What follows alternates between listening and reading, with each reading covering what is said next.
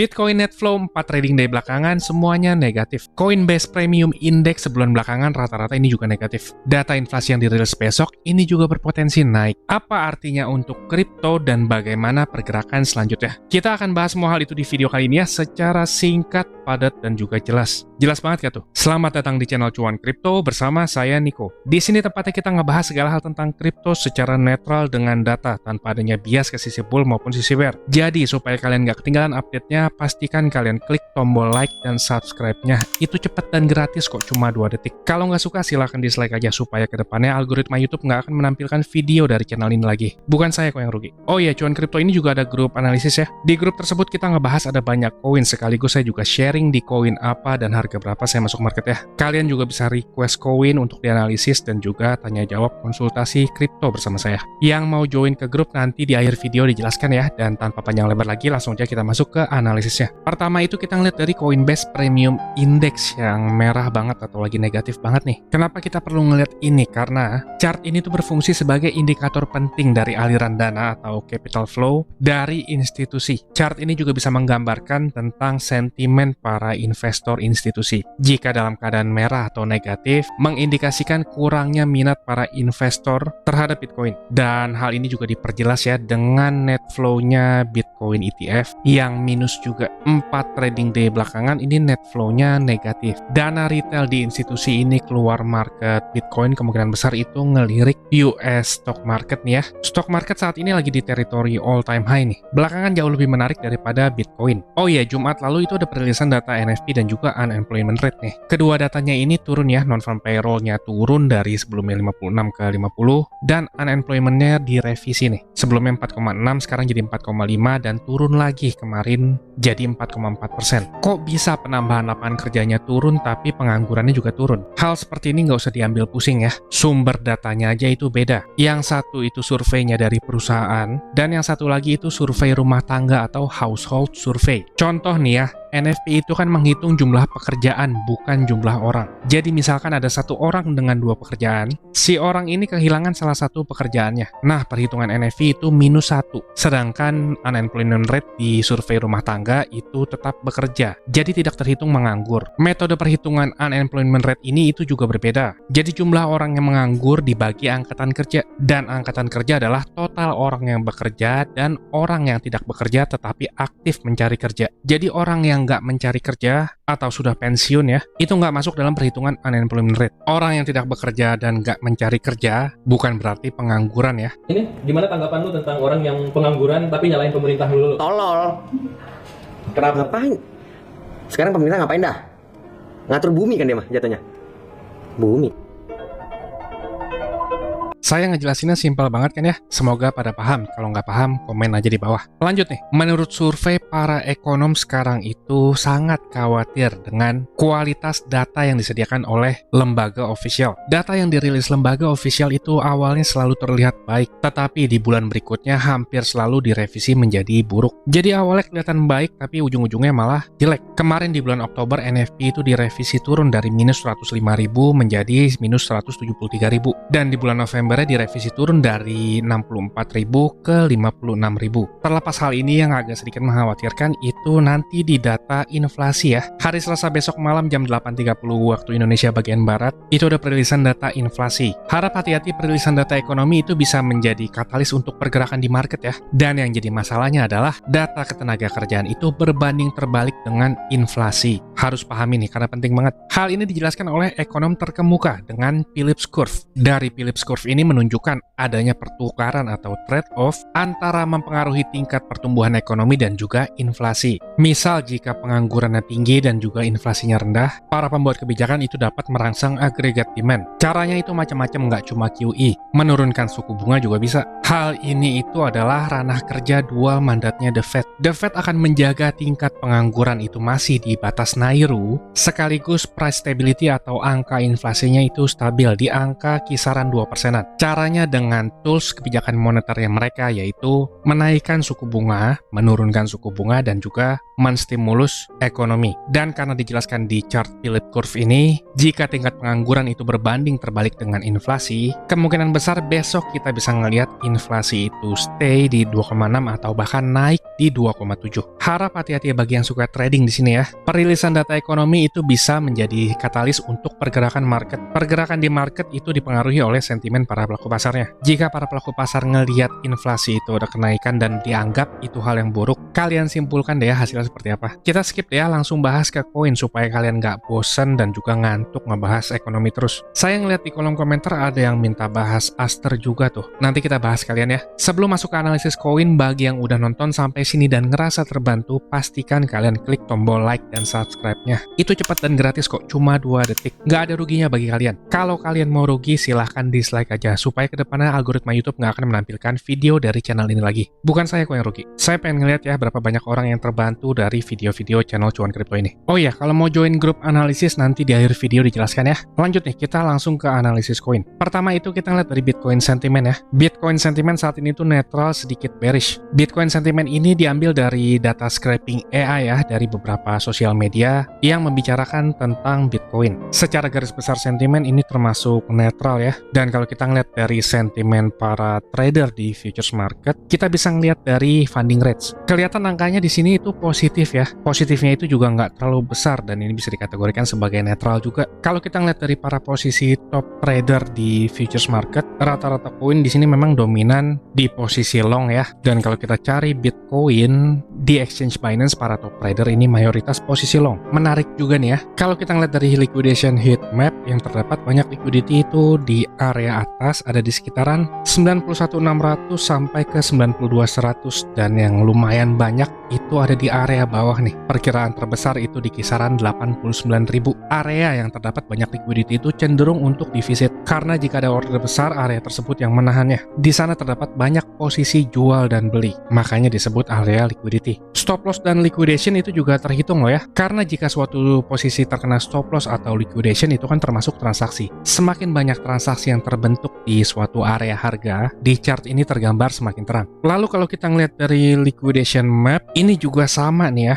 Di area bawah itu di kisaran 89.000 dan di area atas terdekat itu di 92.000. Sebelum ada break dari dua liquidity besar ini, kebanyakan yang terjadi itu harga bergerak sideways, terkonsolidasi di antara keduanya. Langsung deh ya kita ke chart nih. Kalau kita marking kedua area yang terdapat banyak liquidity ini di chart, Bitcoin itu ada di rentang harga ini ya, yang nggak perlu kita hapus-hapusin dulu. Ini area marking yang saya jelasin di update sebelumnya nih ya, dan ini tuh udah ke visit nih sekarang. Jadi kita hapusin aja ya. Di sini kita bisa ngeliat lebih clear dan lebih jelas nih. Ini merupakan area konsolidasi Bitcoin yang sebelumnya itu kita lihat dari liquidation heat map dan juga liquidation map, ada dua liquidity besar di dua tempat ini. Selama belum ada break dari dua tempat ini, Bitcoin nggak kemana-mana. Ngelihat dari jejak pergerakan terakhir di update sebelumnya juga kita ngejelasin Bitcoin itu masih di fase wave 4. Fase wave 4 itu memang yang paling boring. Secara karakteristik memang wave 4 itu kadang sideways sampai extended period.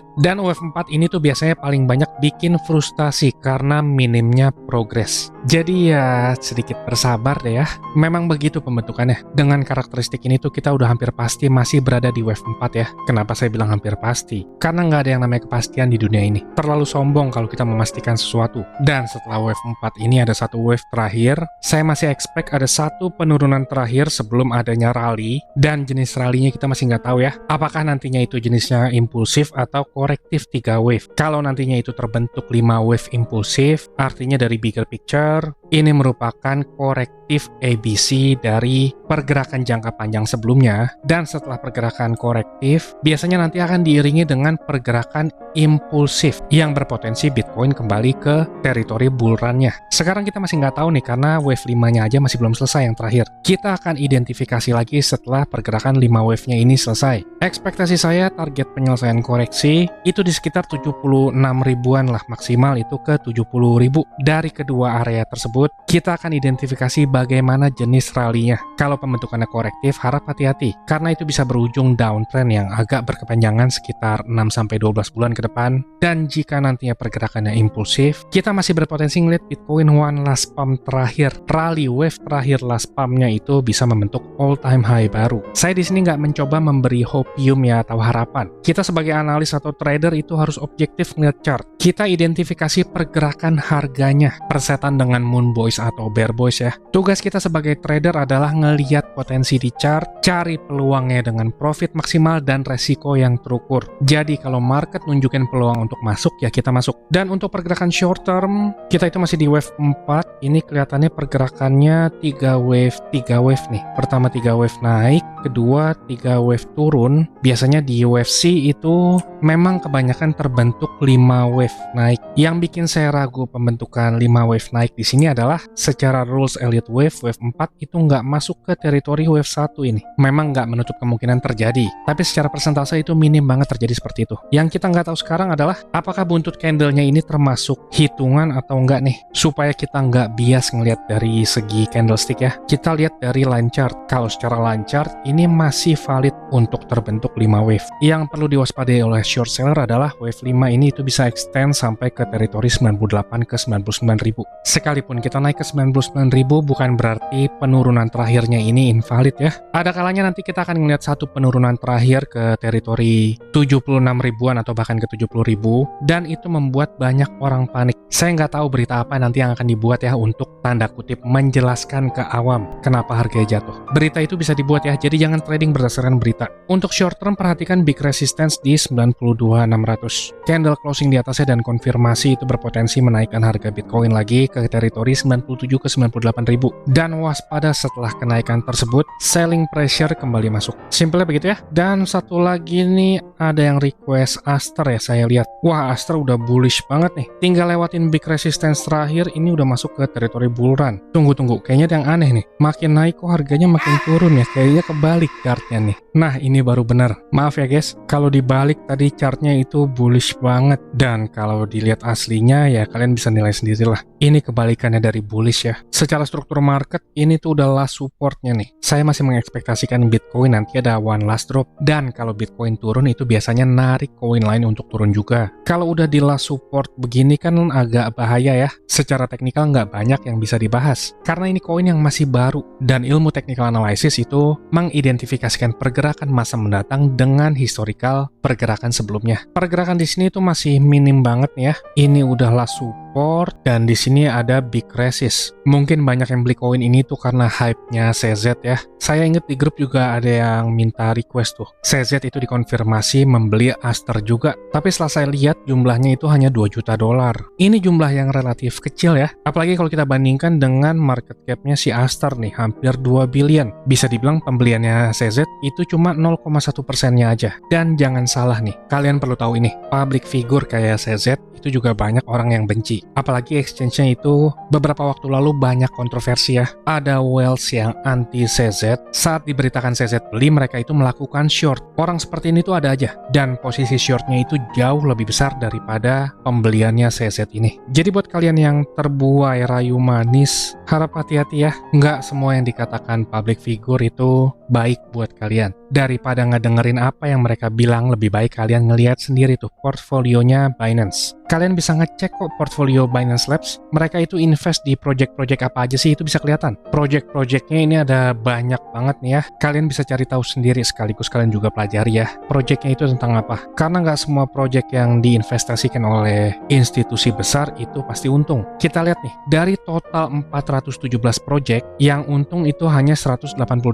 224-nya itu merugi. Entah project yang nggak jalan, ditipu, dan lain-lain. Dan kalau kita perhatikan di sini ya, win rate-nya itu negatif loh. 188 berbanding 224. Tapi jangan salah, sekalipun win rate-nya negatif, dari 188 project ini, ada yang ROI-nya itu melebihi 20 kali lipatnya. Project-project ini yang akan jauh menutupi bahkan membuat surplus keseluruhan portfolio. Lalu balik lagi ke Aster nih, kalau secara tokenomics, Aster ini tuh baru unlock 45%. Lebih dari 50% 50% itu masih di lock ya, dan 50% yang di lock itu nantinya saat unlock bisa menambah daya jual. Saya cari tahu sedikit nih ya, saat token ini tuh TGE atau ICO yang lebih dikenal ya, pertama ditawarkan Aster itu harganya 0,084 sampai ke 0,1 dolar. Kalau kita bandingkan dengan harga sekarang itu masih 0,7. Ini masih 7 kali lipatnya dari harga TGE atau ICO. Jadi sekalipun investor awal itu menjual di harga sekarang, mereka itu masih untung ratusan persen. Kira-kira seperti itulah ya gambarannya. Cukup lengkap kan ya? Kalau kalian mau lengkap lagi, kalian bisa join ke grup. Di grup itu kita ngebahas ada banyak koin, sekaligus saya sharing juga di koin apa dan harga berapa saya masuk marketnya. Kalian juga bisa request koin, konsultasi kripto dan juga trading plan sama saya, sekaligus belajar tentang keseluruhan market. Grup analisis ini berbayar ya, tapi murah kok. Recehan deh. Lebih murah daripada jajan seblak perharinya deh. Bagi yang berminat join ke grup, langsung lewat membership YouTube itu juga bisa, tapi sedikit lebih mahal karena kena pajak.